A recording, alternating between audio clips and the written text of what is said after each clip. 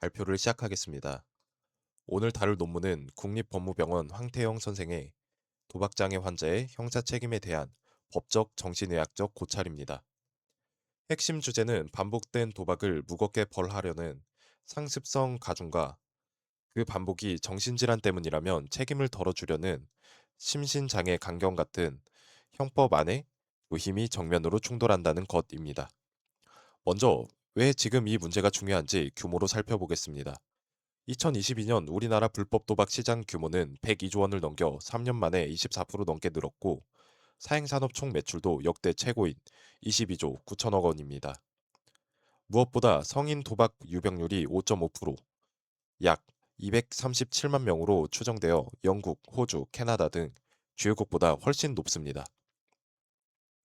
도박을 바라보는 의학적 관점도 크게 바뀌었습니다. 1980년 DSM-3에서 병적 도박으로 처음 정신질환에 들어왔고 2013년 DSM-5에서 도박장애로 이름이 바뀌며 중독장애로 재분류되었습니다. 핵심은 도박장애가 이제 의지 문제가 아닌 뇌질환으로 다루어진다는 점입니다. 이 논문의 핵심 질문입니다. 같은 반복된 도박 행위를 두고 형법이 서로 반대 방향으로 당깁니다. 한쪽에서는 형법 각칙이 상습성을 이유로 형을 무겁게 올립니다. 그런데 상습성의 원인이 도박장애라는 정신질환이라면 다른 한쪽에서는 형법 총칙의 심신장애 규정이 책임을 덜어줍니다. 강경이 왜 가능한지부터 짚겠습니다. 형법의 대원칙은 책임주의입니다. 형법 제10조는 심신장애로 사물 변별 능력이나 의사결정 능력이 없거나 미약한 사람의 책임을 면제하거나 강경합니다. 2018년 개정으로 미약한 경우 강경은 반드시 해서 법원 재량으로 바뀌었습니다. 반대로 가중은 왜 되는지 살펴보겠습니다. 한 번의 도박은 단순 도박죄로 1,000만 원 이하 벌금이고 일시 오락 정도면 처벌하지 않습니다. 그런데 반복되면 상습 도박죄가 되어 3년 이하 징역까지 가능해집니다. 반복된 행위들은 전체가 하나의 죄, 즉 포괄일죄로 묶여 처벌됩니다. 이제 충돌의 정체가 드러납니다. 가운데 도박장애라는 정신질환이 있습니다.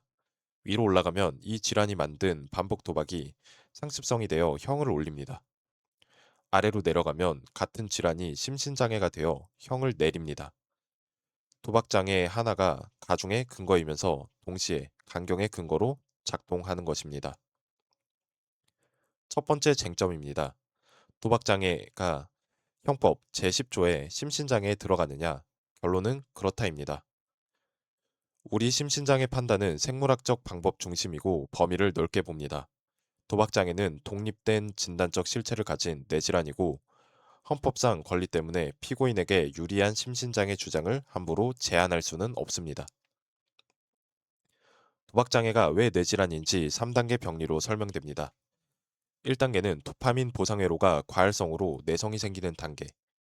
2단계는 통제권이 복측에서 배측 선조체로 넘어가며 상습성이 형성되는 단계. 3단계는 확장 편도체가 활성화되어 전전두엽 통제력, 즉 의사결정 능력이 무너지는 단계입니다. 핵심은 상습성이 의지가 아니라 내 병리의 산물이라는 점입니다. 논문의 그림이를 재구성한 것입니다. 가로측은 도박장애의 심각도, 세로측은 심신장애 항변이 받아들여질 가능성입니다. 심각도가 올라갈수록 수용 가능성이 급격히 높아집니다. 다만 도박장애를 직접 다룬 우리 대법원 판례는 아직까지 없고 준용할 만한 94도 3163 판결은 병적 도벽을 원칙적으로 심신장애로 보지 않되 매우 심각하거나 경합하면 인정 여지를 남겼습니다. 두 번째 쟁점입니다. 도박장애는 스스로 만든 것이니 원인에 있어서 자유로운 행위 법리로 강경을 막아야 하지 않느냐? 결론은 아니오입니다. 이 법리가 성립하려면 원인 행위와 실행 행위가 둘로 나뉘어져야 하는데 도박장애에서는 대뇌 병성이 계속 작동하여 이 둘을 나눌 수가 없습니다. 따라서 상습 도박에는 제10조 사망이 적용되지 않습니다. 두 쟁점을 종합하면 논문의 그림 이처럼 형사 책임은 네 층위로 나누어집니다.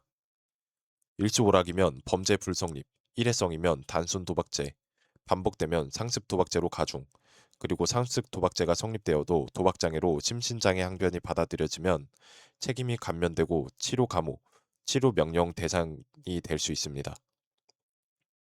처벌 이후의 문제입니다.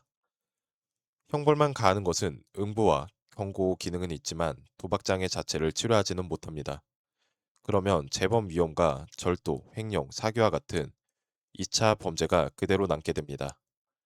우리나라는 일본과 달리 헌법과 형법전상에